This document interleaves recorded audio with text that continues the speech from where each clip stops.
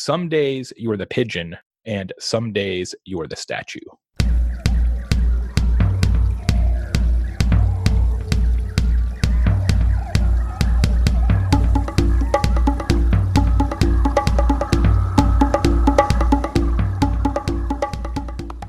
Hello, hello, hello, and welcome back to the Wild Business Growth Podcast, presented by Hippo Direct. This is your place to hear from a new entrepreneur or innovator every single Wednesday morning who's unleashing creativity to grow their business. I'm your host, Max Brandstutter, digital marketing dude at Hippo Direct, and you can email me at max@hippodirect.com if you need help with podcasting or digital marketing. This is episode number 39, and today's guest is a seventh-generation entrepreneur. It's Jay Baer. Jay's the founder of Convince and Convert, along with 4 other multi-million-dollar companies. He's also a Hall of Fame keynote speaker and the New York Times best-selling author of 6 books. His latest book and show, Talk Triggers, is absolutely changing the game on word-of-mouth marketing, and he dives deep into what that means for you in this episode. Jay is no bear to run away from. In fact, a hug would actually fare much better. Enjoy the show.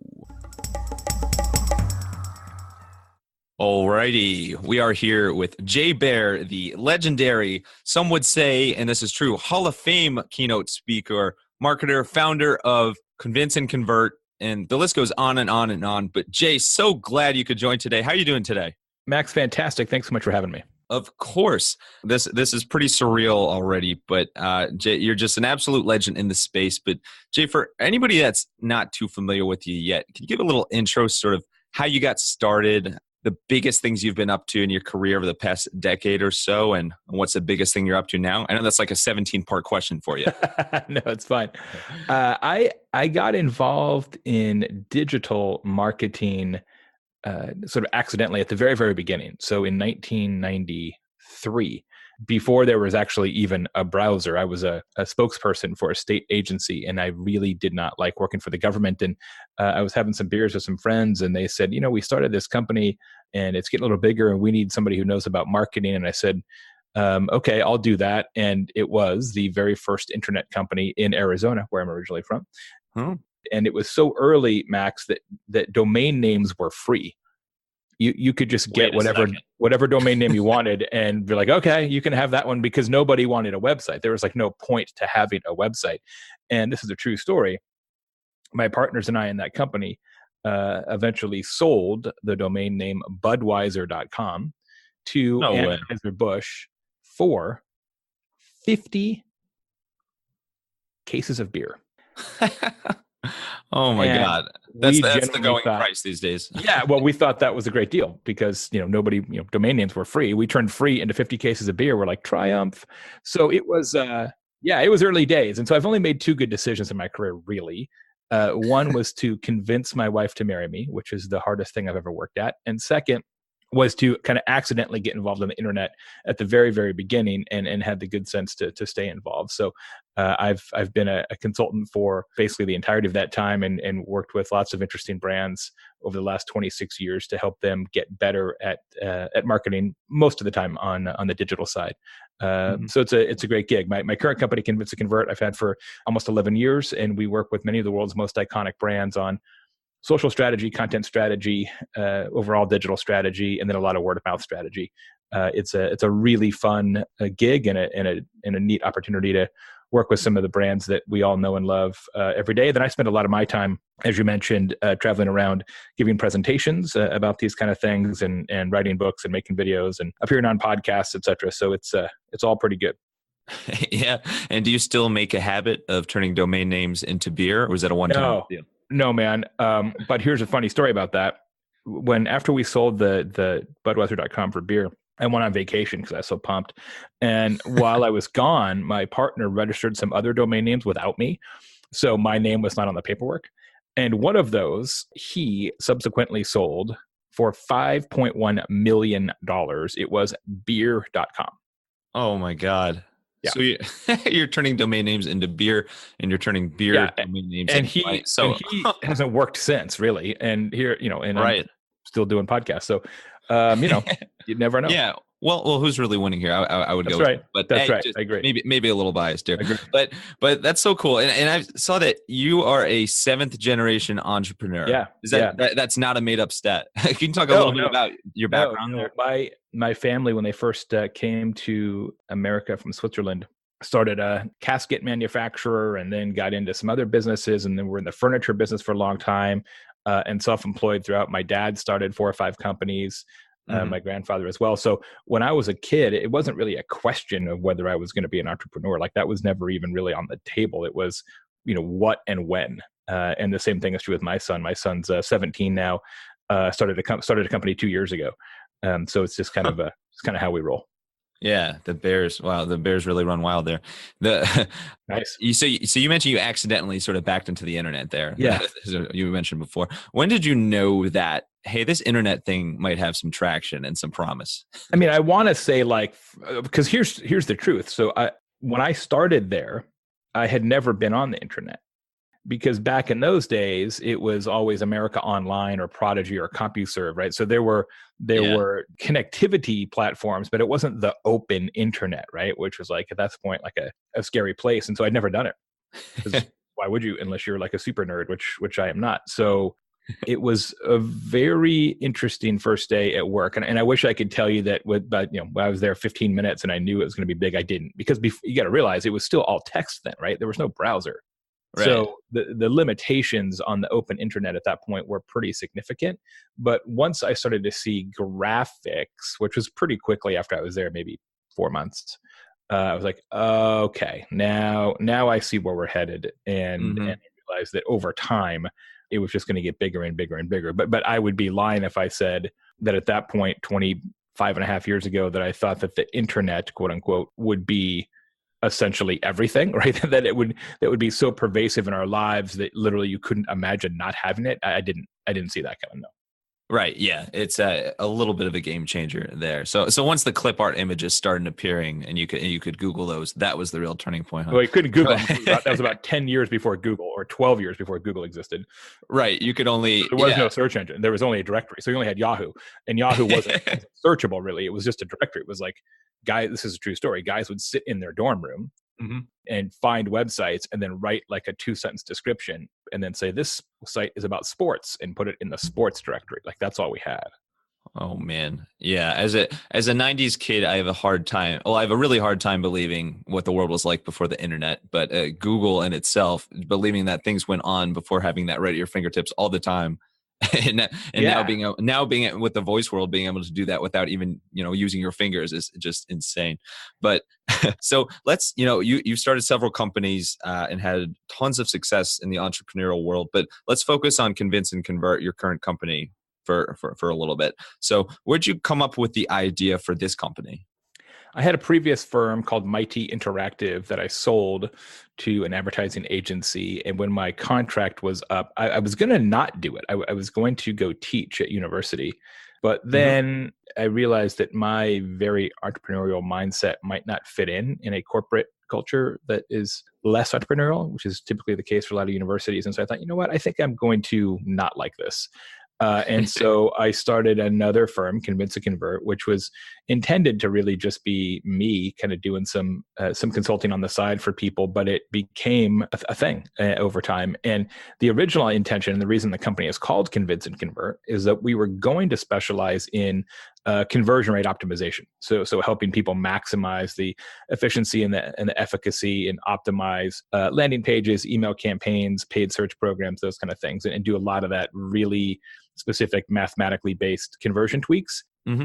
And then I realized that while I really had a passion for that, there's not a huge market there. I mean, those who need it really need it, but most people don't because it's too much math and it's too far down the rabbit hole. So I started writing a blog every day and realized that the more I wrote about social, the more traffic I got. I thought, aha, Funny. Yeah. this is a pattern. And so started to do more and more in social, and then myself and then initially a couple of helpers, we started to do social media strategy, and then from there went to content strategy, and from there to pan digital strategy, and from there to word of mouth and customer experience strategy. So we've sort of broadened the base of what we offer over the last 10, 11 years. Yeah. And how much of your company is still virtual or remote based? 100%. Always has been. we've got people all over the world, and we only get together once a year, one meeting a year, face to face. Everything else is virtual. And when we first started a decade ago, clients were like, "What are you talking about? Like you guys don't have an office?" And they couldn't get their arms around it. It was too weird. But now Right. it's fine. As I said, we're working with some really big companies, and they don't care whether we have an office. They don't care if everybody's remote. It's fine. But initially, it was very strange for a lot of folks. But I didn't want to do it. I didn't sell my previous company to build another one exactly the same. And what I tried to do with Convince and Convert is get rid of all the things that get in the way of good work. So having to deal with the office and the office politics and the overhead, just a lot of other kind of things, having countless meetings. We don't really meet very much, certainly only once a year face to face, as I said, but even virtually, we don't meet as a team very often. There's just a lot of there's a lot of historical baggage in how companies are operated, especially marketing services companies, that I wanted to try and get rid of. And we've been pretty successful at that. Yeah, and we Hippo Direct, we're a remote company as well. Yeah, good. And I could tell you I experience the same sort of surprise when talking to clients and talking to new people about business. But I'm totally with you. It's these days there's so many great ways to stay connected, and some people are just more productive when they're on their own and can sort of manage their own time away from a quote unquote traditional office. So it's really powerful stuff. And your home is very near and dear to my heart, which might sound like a very funny thing to say to somebody. But Bloomington, Indiana, I went to IU. Both my parents went to IU. They actually met at IU. So had it not been for IU, I would not be here. This would not be happening right now.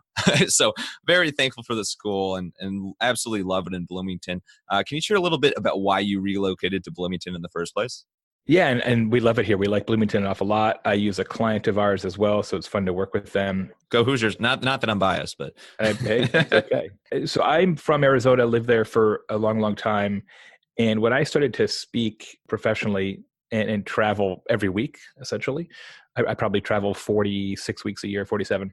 I was living in Flagstaff, Arizona at the time, which is an awesome, awesome place. Yeah, in the mountains in Arizona. It's a kind of a college town / ski town.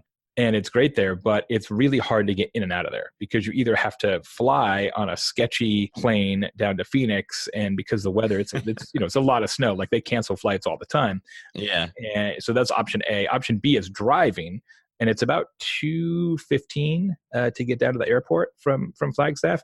And again, because of the snow, and it's also a highway where trucks seem to flip over with alarming regularity. Which then closes the interstate. There's only one way to go. There's just a huge additional chance of missing a flight. And as a professional speaker, you miss a flight, you miss a gig. You miss a gig, you don't get paid. And you miss a gig, your reputation takes a hit. And it just wasn't going to work. So I said, we need to be in the middle. Because if you're in the middle, it's easier to get wherever you need to get. And I speak all over. So it's not like I'm always in the West Coast. And so then we said, all right, our kids at the time when we moved, our kids were 11 and 8, I think. And so we said, it'd be a college town would be nice, good place to raise a family, et cetera, et cetera. And so we looked at all the classic options around here. We looked at Madison, Wisconsin, and Ann Arbor, Michigan, and Columbia, Missouri, and a few other places. And we just liked. Well, you started going through the Big Ten, huh? At the start. Yeah, pretty much. Yeah, yeah. Yeah, my family's originally from Lincoln, Nebraska, so I kind of know that drill. Okay, yeah. And so we just like Bloomington the best, and here we are. Yeah, that's great. Yeah, it's a great town. Well, I could talk for hours and hours. Well, I could talk for years about Bloomington, but we'll move on here. But it is a fantastic town.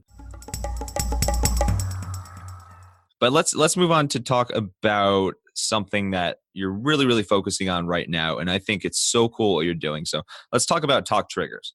Yeah. So this is a concept that you've invented, and you've turned it into a book, a phenomenal book. You've turned it into now a YouTube show and a podcast. And what you've done is essentially you've added more structure and logic and I guess practicality to the idea of word of mouth, whereas traditionally, and I think about this even back in business school, people talk about word of mouth. They say, oh, well, it's great. It's amazing. It's one of the best things for your businesses, but there's really no way to measure it. But you've done a number to make that more of a reality. So can you talk a little bit about the concept of talk triggers? Yeah, I think that the mistake that we make in business most often is we assume that competency creates conversation. That if we just run a good business, that customers will notice that and tell their friends about it. That stands to reason, I guess, but that's not actually how humans behave. Like, I don't know everybody listening. I probably know some of you, but I know this to be true. Nobody ever says, hey, let me tell you, Max, about this perfectly adequate experience I just had. We Oh, they don't don't? tell we don't tell that story because it's a bad story to tell and it's a bad story to hear. Right. So as human beings, we are wired physiologically to discuss things that are different and ignore things that are average. So things that break through an expected pattern are the things that we notice and are compelled to talk about. So the problem with word of mouth is most of the books out there are just like, word of mouth's important, you should get some. Like, yeah, that's true. Right. But what we try to do, Daniel Lemon, my co-author, and myself, is add a structure and a framework to creating word of mouth by making one unconventional choice sort of in your customer experience that's designed to create conversations. Right now, most companies who have a strong word of mouth program have a word of mouth program on accident. And what we're trying to do is give people the ingredients to do good word of mouth on purpose, because there is no better way to build a business, any business, than to have your customers build it for you. And you've got to give them a story to tell. And that's what a talk trigger is. So it's we do a lot of word of mouth consulting at our firm and help businesses discover their talk trigger and roll it out. And then of course the book, and now we have an online course and the new YouTube show and podcast. So we're really trying to take word of mouth from sort of like this mysterious like thing that just happens, like dark matter or whatever, and actually say, no, man, you can actually have a strategy for this and a plan, and go out and get it. Yeah, I absolutely love that, because you're taking something that's seemingly impossible to touch and making it more of a reality for so many businesses out there. So it's so cool. What tips do you have for businesses that want to develop a talk trigger of their own? I mean, where do you get started here? Well, I think the first thing you've got to do is understand that this is something that you have to actually have a strategy for, right? Word of mouth influences 50% of all purchases. And in B2B, it's 91% of purchases. Wow. So even if you don't fully understand how or where, word of mouth is already powering your business. You're just kind of letting it happen organically. And what we're trying to do is harness that. So that's really the first step, is to understand that, hey, we've already got a strategy for all this other stuff. We've got a content marketing strategy, social strategy, email strategy, PR strategy, whatever. But nobody has it. Nobody has a word of mouth strategy, right? We're just like, sure. Yeah, people will talk about us. Like, but will they? Except you, Jay, you got one. Well, yeah. But people like, I would hope. So we've got to be more intentional about all that. So that's the first step, is to sort of commit to being intentional about word of mouth. Right. And then how everybody wants to do this, and it's human nature, is, okay, Jay, I believe you. We need to have more intentionality in our word of mouth program. Excuse me. So what we're going to do is we're going to get in a conference room and we're going to order pizza and we're going to brainstorm until we come up with a good idea. And like, I get that, but if it was that easy, you'd already have one, right? You'd already, it's not like just, well, as long as we had a meeting, now we got it. So right. The best talk triggers, customer experiences that create conversation, are based on customer research. So what we do, and we insist upon it in the book, in our course, when we do the consulting, is you have to actually talk to real customers, because you have to know what your customers expect of you. Mm-hmm. Once you know what people expect, Max, you by definition know what they don't expect. And every good talk trigger, the gold in the river, lies in the places that people don't expect. If they expect it, if they're like, oh, okay, well, then they're not going to talk about it, because it's not different. It doesn't break a pattern. So you might think you know what your customers expect, but it's shocking to me every time when we start talking to customers.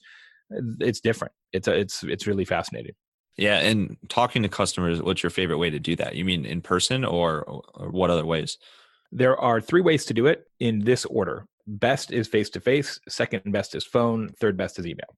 And actually, it's a survey, like a kind of a defined survey that we've developed that essentially walks the customer through the customer journey. So the first time you heard about us, how was that? Oh, that was Google. Okay. And then you came to our website. Once you got to our website, what did you expect to find? And then you just shut up and let them talk. That's the best part. For the first time you were on the phone with us and you're asking about the product, what did you expect to hear? When you're doing more research about product features, what did you expect those features might be, et cetera, et cetera? When we sent you a proposal, this is a classic one in B2B, professional services. When we sent you a proposal, what did you expect would happen? Almost always they'll say, I expected that you would attach the proposal to an email and send it to me, because that's often how it's done. Well, if you know that the customer expects you to send the proposal via an email attachment, then you know what they don't expect. So for example, what if you're in professional services and you've got sort of a startup consultancy or whatever, or you're an accountant or a home inspector or whatever, plumber, doesn't matter. And so instead what you did was you went down to your Kroger or your Ralph's, whatever your grocery store is, and you printed out the proposal and you gave it to them, and they used one of those frosting machines. Most of their good grocery stores will have this now, and they can take a picture of the proposal and then turn it into frosting on the cake. Then you send the cake to your prospect. The cake itself looks like the cover of your proposal. The proposal is actually printed out, hard copy, put in a laminated sleeve underneath the cake, so that in order to access your proposal, Max, the prospect has to eat an entire cake. Now, would that be something that they expect? No, it would not. That would definitely not be. Would that be something that they would tell their colleagues about? Hells yeah. Absolutely. Right? So that's how a talk trigger works. Now, is that difficult? No, it's neither difficult nor expensive, but it would absolutely create conversation around your business. Yeah, and next thing you know, the whole cake business is skyrocketing as well. But right. now the ideas are flowing, because you could theoretically do that with any dessert. So you name it. That's true. New industry is going to take over the proposal world. When you think, so we'll talk about some recent examples a little bit later in the show. But when you think of all time, your favorite examples of word of mouth, your favorite examples of talk triggers, what comes to mind? Probably the one that I would use in that context is the one that probably has the longest history. And that's one we talk about a lot in the book, and that's DoubleTree hotels. As yes. Many people may know, when you go to DoubleTree, they give you a warm chocolate chip cookie when you check in. That's not an accident. That is the talk trigger for DoubleTree. And remarkably, DoubleTree has been doing this cookie game for 30 years. 30 years.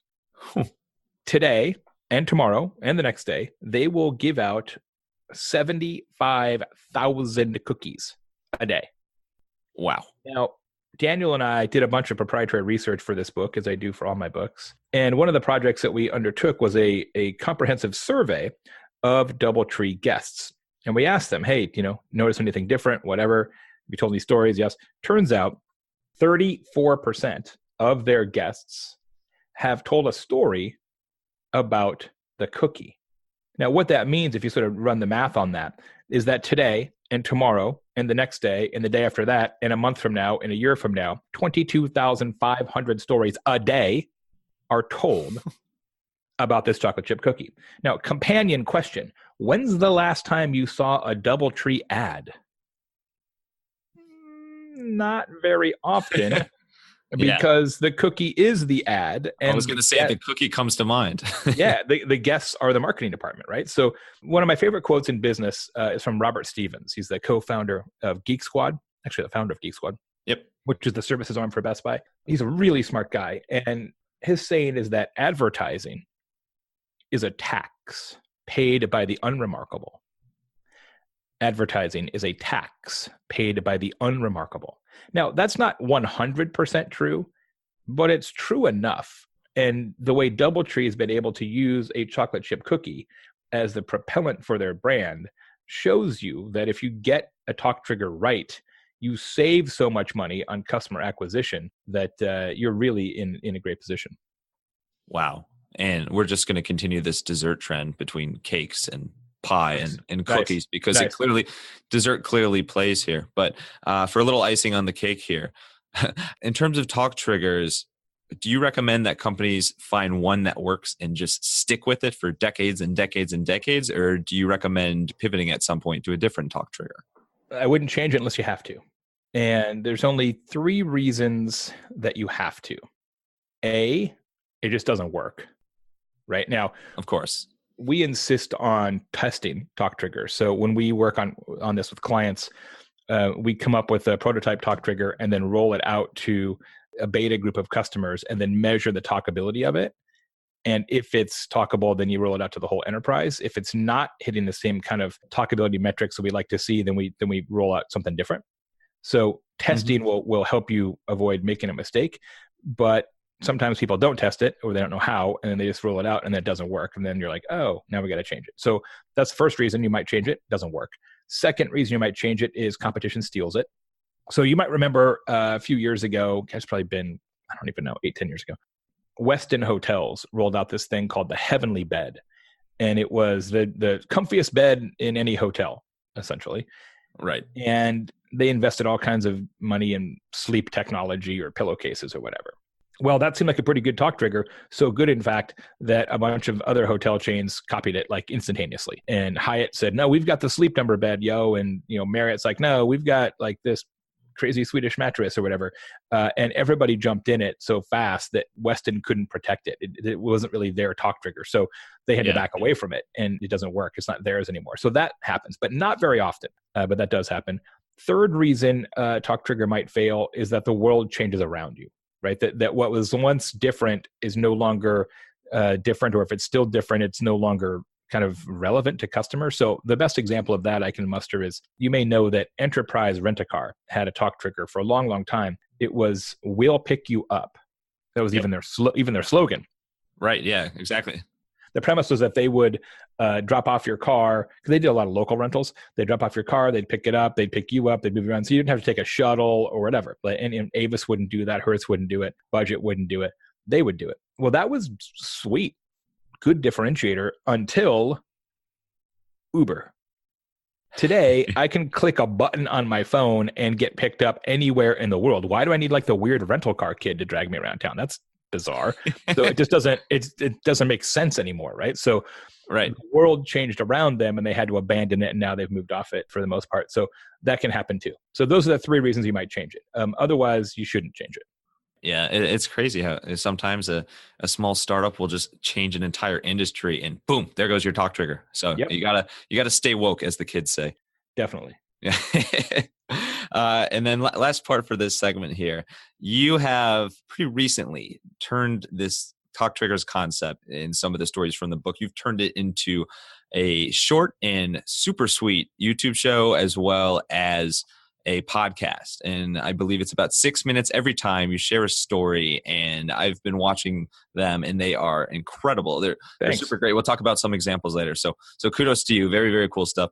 Where'd you get the idea to take some of this stuff that's in written form and turn it into audio form and video form and get it out there? Well, we have so many case studies in the book. In fact, I think you know this. There's a talk trigger for the book, actually, too. So the book itself is hot pink and has alpacas on the cover. Well, so does any book, right? Of course.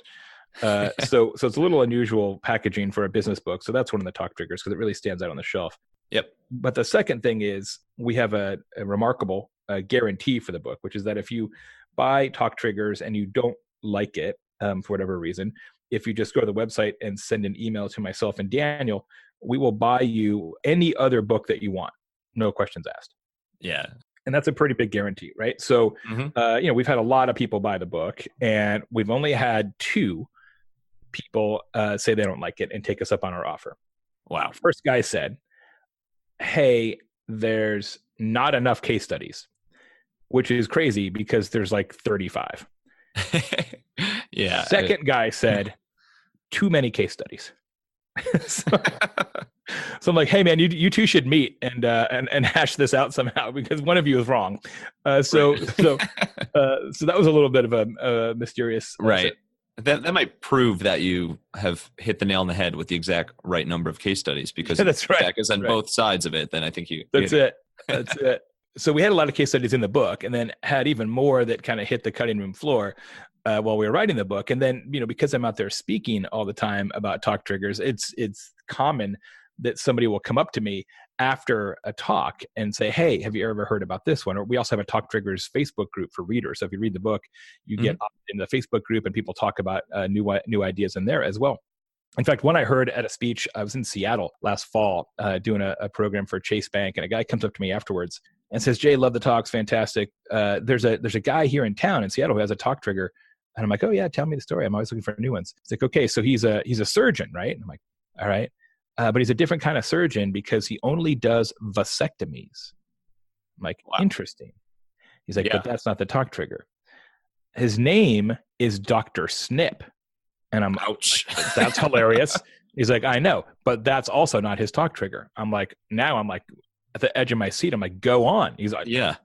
So what happens is when people go in for the vasectomy, when they're finished at the front counter there, when you check out, you get three things. You get insurance paperwork. You get post-operative care instructions. And then you get a small black box. And inside that black box, in the offices of Dr. Snip, vasectomy surgeon, is a tiny engraved silver pocket knife. So you can imagine you're hanging out with your buddies, you're playing golf, you're on your boat, you're opening a beer with a knife or something, and your friend's like, bro, sweet knife. Where'd you get it? I'm like, where'd I get this knife? I got this knife at Dr. Snip, vasectomy surgeon, which is such a good talk trigger because birds of a feather, right? So if you've had a vasectomy, who is considering a vasectomy? Your friends in many, many cases. Right. Really, really good example. And one that I wouldn't have known about if I hadn't have given the talk and somebody just came up to me. So I've got no doubt between Daniel and I, we have a database now of, I think, 80 talk trigger stories, and it grows every single week. So the idea of the talk trigger show was like, okay, there's so many good examples out there. Let's just tell them. So it's one story a week, every Tuesday on YouTube, and as a podcast. And I kind of tried to structure it a little bit like Mike Rowe's new podcast, which is called That's the Way I Heard It, where you don't know who the business is until the very end. So you sort of flip it, and that's kind of a fun format as well. Yeah, it keeps you on the edge of your seat. And I would, just one little correction here. I would argue that you actually get 4 things from Dr. Snip, and that 4th thing would be a vasectomy. Well, yeah, that is inferred. Is the real, just out of curiosity, is his real name Dr. Snip, or is that like his real name is Dr. Schick Wilson, but he goes by Dr. Snip as his rolls off the tongue. Yeah, and has a sweet domain name, right? I don't know who he bought that from. Right, probably you guys, but yeah, sure. Yeah, you got some 50 pocket knives for it. Can you imagine getting a 100% open rate on your next marketing message? Well, you can with extra large postcards that are impossible to ignore. Hippo Direct can help you find the perfect list of proven direct mail responders. We can even help lay out and design the postcard for you. Check us out at hippodirect.com. On this podcast, we dive into creativity. So let's talk about inspiration and creativity. Jay Baer, what do you do to stay creative? I mean, I consume a lot of content, of course, and I surround myself with amazing people. And then it really helps being at a different conference every week. You think about that kind of inputs, right? Where you're seeing amazing speakers and learning about all kinds of different businesses and their challenges and what they've got going on. I don't have like a put creativity on the calendar from 2 to 3 on Wednesdays kind of a thing, right? It's not a, well, it can't be that structured. Right? Yeah. I don't think it can. I used to say a lot in my book, Hug Your Haters, inspiration doesn't respond to meeting requests. And right. I see that in business all the time. Like, let's all get together on Friday and we're going to fire up some of that creativity. I'm like, yeah, it's not really that easy. But I am lucky just the kind of work that I do, a lot of it's sort of unstructured. And so I can kind of take it in through osmosis, which is very handy. And I think it's the best way to do it, but most people don't have the luxury of that kind of freedom of time, right. But I do, which helps a lot. Right. But something most people do have, everybody's got the different people in their lives, or maybe they've met them, or maybe it's someone that they've nowadays seen online and they were inspired that way or read in a book. Who's been the most influential for you as far as in the business world? Oh, geez. Could be Dr. Snip. Yeah, Dr. Snip, exactly. He's first. Everybody else falls second. I mean, I am so incredibly rich with friends and mentors and people who have helped me along the way. I mean, I could name like 100 people, but there's a couple of things that I'm really thankful for. I'm in 2 different mastermind groups that really, really help me. I'm in a small one with 3 other speakers, Rory Vaden and Jason Dorsey and Dave Horsager. And those 3 guys are some of my best friends in the world and can talk to them about anything and tell them anything and vice versa. And we all have similar businesses and sort of similar life stages. So that's an incredible opportunity. And then I'm in another one called the Speakers Roundtable, which is sort of in the speaking business, kind of a legendary mastermind. It's been around since like Zig Ziglar days. He was actually in the group and wow. It goes way back. There's 20 people in it. all in the Hall of Fame, all of them older than me. So it's kind of like hanging out with like the true legends and the OGs, and anything that I'm contemplating or that I have a question about, they have already done, like 20 years ago. So they're like, Jay, will you just keep up with the times? Yeah. To have access to that kind of wisdom, and that really is what it is a real gift. It's awesome. That's a super powerful group. What about hobbies? What do you like to do in your free time? What I used to like to do until a week ago is manage my son's high school hockey team, which I've been doing for a long time. And I'm also the DJ for the hockey team and a bunch of other things. But his career has come to a close. He's going to college soon. So I'm out of but I've been a hockey dad for 13 years. And that's every weekend for 6 months a year for 13 years. So that's like a lot of time. Beyond that, I collect tequila.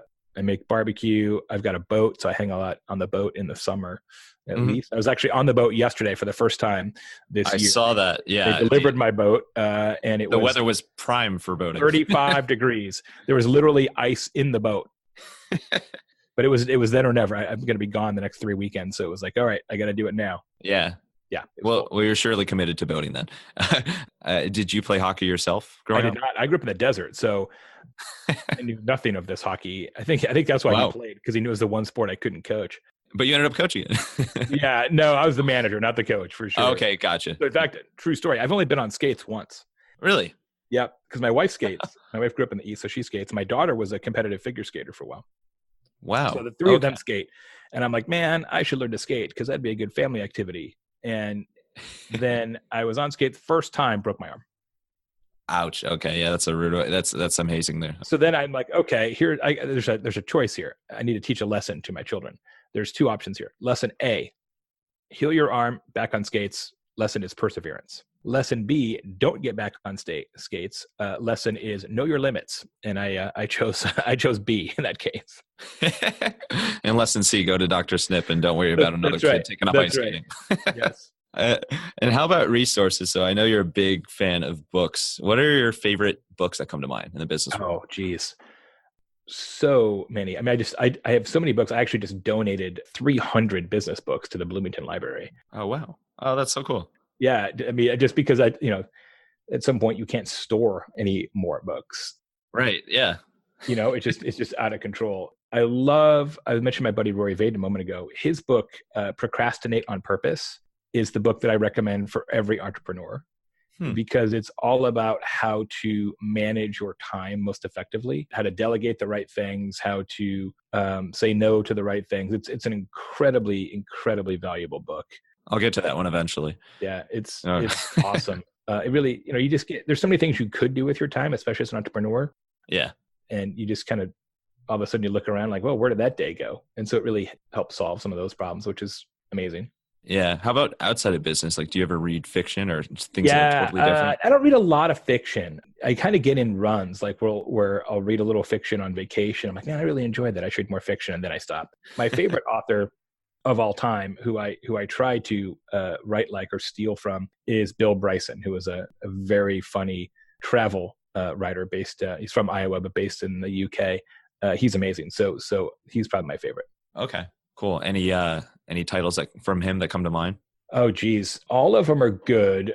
I think the one he wrote relatively recently is maybe not his best book, but it's perhaps the most fascinating. It's called At Home. And he goes through and studies every room and everything in a modern household, and then talks about the history of that thing and how it came to be and all the weird side roads. So, he'll talk about like the bathtub, and then, spend like 30 pages describing in very, very funny prose, like what came before the bathtub and why, and started in the 1400s and all that. Right.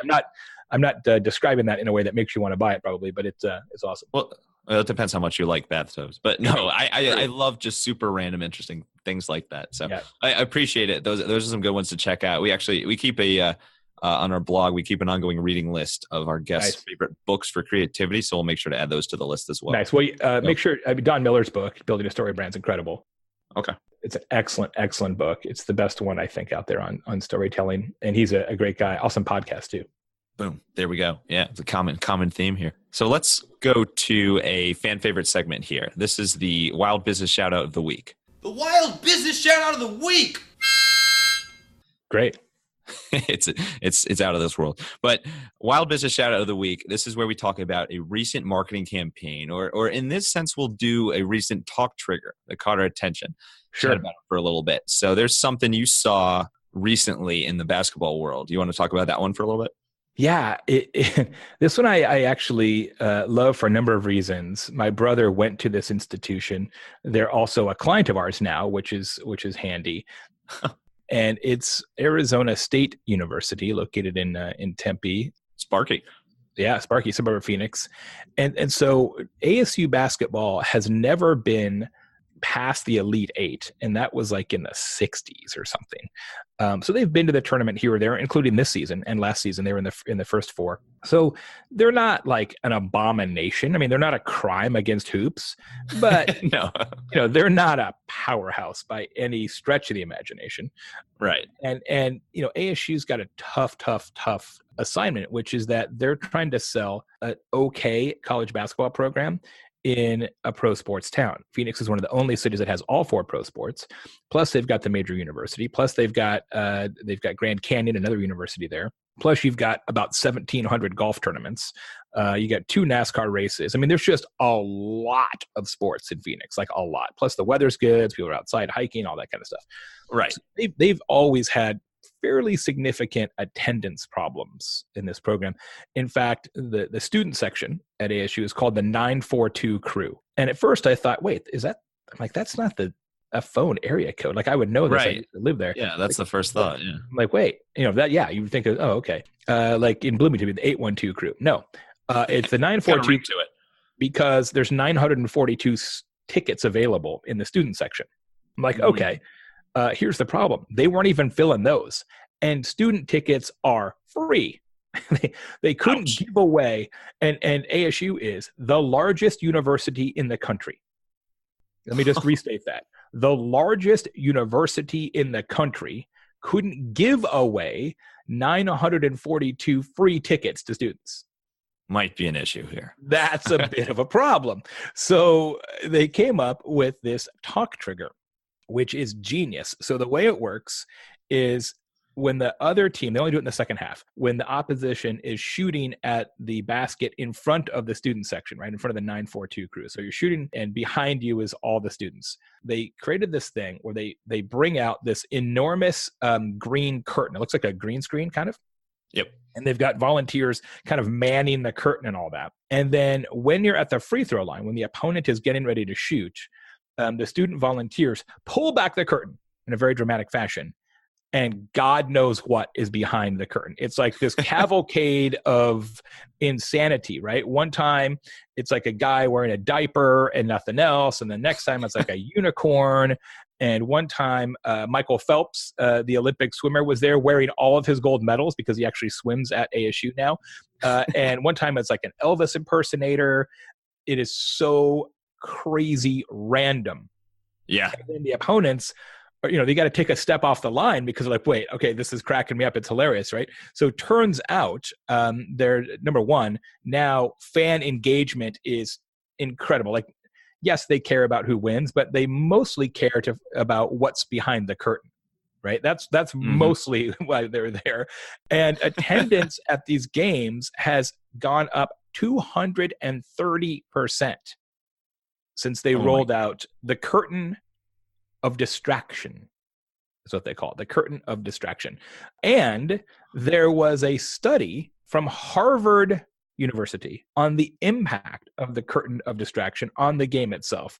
And they found through advanced statistical analysis of some sort that the curtain of distraction is worth about 1.5 points per game to the home team. So, that's not nothing. That's, it's a basket a game. A lot of college basketball games come down pretty close. So not only does it have a massive impact on attendance, it also has a proven impact on the game itself.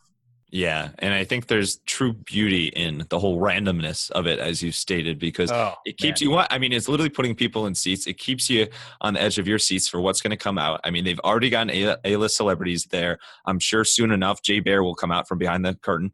So that one of these days we're going to check, and you're going to be out there. I would like to do that. I would like Yeah, to do that. that would be amazing. But I mean, I've seen it. I saw it in your video, which is awesome. But before that, I've seen it on, any time that something super interesting, it goes viral on Twitter, especially. So all the major sports media sites have it covered. I definitely remember the baby one. I'm a little bit scarred from that, but Yes. there's all sorts of stuff. So it's really, it's genius. So Yeah, I just want to be on the planning committee, right? I want to go back to school and right. join the 942 crew and get elevated to leadership and just sit around and talk about being creative, right? It's like, all right. Right. Yeah, there's several opportunities every single game, and Yep. I mean, we've seen it recently with March Madness. I mean, so many games are decided by free throws, so it's it's a very, very useful thing. So I was actually hoping ASU, as I mentioned, did go to the first round of the NCAA this year. It did, yeah. I was hoping that they'd go to the NIT because the NIT you play at home, right? Right. Yeah. Unfortunately, we know that this year with Indiana. Yeah. Yes. Exactly. And I was hoping that ASU would be able to do that too. So curtain of distraction could be like national broadcast, right? Right. Next time, maybe. Only got a little bit of time left. I want to wrap up with a couple quicker segments here. So this first one is the unusual. So I think we pretty much covered the unusual with those examples in the last one. But think here, pet peeves, quirks, and weird talents. So Jay, what's your biggest pet peeve? Lack of curiosity. Yeah. Well, I'm curious about that. Can you tell? No, I'm just kidding. Yeah. See, people just take everything at face value. And yeah. Whether it's the news, whether it's business axioms, whether it's the fact that your customers will talk about you even though they won't unless you do something different. I sometimes find that young people are, I think, less curious than they were back in the day because they're surrounded by information, so they feel like they don't have to go out and look for it. Mm-hmm. There's a lot of things, and to me, if you're curious and you want to know, right? You want to know how business works. You want to know what your customers think. You want to know what your customers are scared of, et cetera, et cetera, et cetera. If you keep asking questions and do the work to find out the answers, that will serve you very, very well. Yeah, absolutely. And so many of the top leaders and business leaders and even non-business leaders in the world, that there's just that curiosity there, that they just have that drive to keep asking questions, keep finding out more. So that's a really good one. How about quirks? Is there anything about you that your kids or your wife calls you out for that's maybe a little bit quirky? Oh, geez. Yeah, I do this thing. I've never mentioned this on a podcast, so this will be great. I'm excited. I do this thing that my dad does where when I'm eating, I sometimes kind of hum a little bit, and it's like an involuntary, maybe like, this is delicious. I don't really know. And I don't even notice it, but they definitely notice it. And they call it Dad's whale song. So can you do it on command, or is it? No, I can't. I don't. I don't know. I guess it's like a something like that. There we go. All right. Well, I appreciate you sharing it. We love podcasts first here. So yeah, there you go. You have the best whale song ever in the Wild Business podcast history. So you have that title. I'm expecting a t-shirt. How about, I guess this one would apply. How about weird talents? Anything that you're like really good at that doesn't really have much use, but you can do it? So it could be like being like, like super flexible, for example. Yeah, that's not it. Is there a super inflexible one? Is that something that could be? Yeah, you get this walking like a stick award. Yeah, that's perfect. Well, I'm a hell of a hockey DJ, I'll tell you that. Yeah, I am. I definitely have that skill, but I come by it naturally. I was a DJ in college. I started the radio station at my university, and have been down that road for a long time. I would say I have a very good audio memory. Like I can hear something once and remember it for a long time. Not music at all, but spoken word kind of stuff. I can pull that up really quickly and remember it, and that's very helpful. Gotcha. Okay. Is there an example of that you can think of that like something came back from like 20 years ago? Oh, all the time. Whether somebody told me something or a lot of times even in business, I've heard something at a conference. Mm-hmm. And if just somebody had a line in their speech, I'll be able to pull it up and remember what it was and incorporate it as an axiom. But I would say my best talent, which is both useful and useless, is I have always had a knack for instantaneous analogy. I tend to speak in a lot of similes and metaphors. And most of the time I just make them up on the fly. And sometimes they're like, oh, that really helps me understand it. And other times it's just randomly hilarious. And I don't know how I know how to do that. I just do. Wow. That comes a lot in handy in terms of speaking and consulting. So that's very good that you have that talent. Yes, indeed. So let's wrap up here with some rapid fire Q&A. You ready for it? Sure. All right, let's get wild. What is your favorite restaurant in Bloomington? They've changed the cast of characters a lot. I would probably say Michael's Uptown Cafe. Michael's. Okay, cool. I'm used to the ones right on campus. I'm not. It's on the square. It's next to Buzz Gym. Oh, gotcha. Okay, awesome. Yeah, you found one that I didn't get to, believe it or not. Nice. So, a true Bloomingtoner. What's your favorite brand of tequila all time? Casa Dragones would be my favorite. It tastes like angel tears. It's amazing. But fun fact, I'm leaving on Thursday with my wife and 3 sets of friends, and we're going down there to Jalisco, and we're doing a Highlands tequila distillery tour for a few days. So I'm super fired up about that. I've never actually been down there, even though I've been collecting tequila for a long time. So yeah, I'm really excited. Wow. So check with me next week. I may have a new favorite. Will do. Angel Tears. That's a pretty good endorsement. See, simulated metaphor. I just told you about it. Already. In action. Incredible. If you had to watch the same movie for the rest of your life and it's the only movie you could watch, what would it be? Spinal Tap, no question. All right. Well, we'll turn the volume to the 11 for the next question. Yes. And you have you co-host the Social Pros podcast, which is incredible and always one of the top 9 ones in years. Marketing space. Yeah. 9 years. 9 years you've done weekly episodes. And I'm recording today, episode 366, I think. wow. So incredible. It's crazy. It's crazy. So I just invented a word, crazy. It's crazy. So congrats It's also on that. weird because to do a show about big company social media management for 9+ years, Yeah. like you go back and listen to the first episodes and what we were talking about and what we're talking about now. I mean, it's so amazing, right? It was like, what's the best way to write a tweet, right? And now it's like, what's the impact of AI on Instagram carousels, right? It's come a long way. And it's one of the things I'm most proud of, right? I mean, there are so many podcasts, but to have a show for 9 years that's still consistently rated as one of the top marketing podcasts is pretty cool. Yeah, it really is. And when you think back, if you had to pick one single episode or maybe it's one single guest that's come on, what's been the most memorable moment for you on that podcast? Boy, that's tough. We've had a lot of amazing guests. I would say actually one of my favorite shows was last month with Seth Godin. It was great. Yes. It was really awesome, and he's so easy to talk to and so smart. And he dug deep, and so did my co-host Adam Brown and myself. And we talked about some big stuff. It was cool. Wow. Oh yeah, he's an absolute legend. I've actually tried to get him on before, and he has kind of the reputation for responding very quickly. So yeah. I was kind of honored that he responded so quickly to me. It was like less than 10 minutes, but it was pretty much like a sorry, can't do it. But thanks, Max. so we'll see. Yeah. We've done multiple episodes with Gary Vaynerchuk too. Gary and I. Oh, Gary. Yeah, Gary's the man. Gary and I have been friends since before anybody knew who either of us were, and now everybody knows who he is, and just a couple people know who I am. But well, I'm one of those people. Thank you. He's been great on the show too, as he always is. Yeah, he's awesome. We the company I used to work at, we used to work with Vayner a little bit, so got to meet him a few times. He's out of this world or something else, but very cool. Well, you two are two peas in a pod. So thank you so much, Jay. This has been incredible. Really appreciate you coming on and sharing all your talk triggers and wisdom and legendary bits of advice there. So thanks for coming on. And if you want to shout out, social media or website, what's the best place for people to connect with you? For the book, talktriggers.com. You can also find the show there, which is talktriggersshow.com. And then all of our stuff, 5,300 articles for managers, owners, marketers, plus all the podcasts and everything is our main site, convinceandconvert.com. Boom. All right. And final thought or final quote you want to end with? Stage is yours.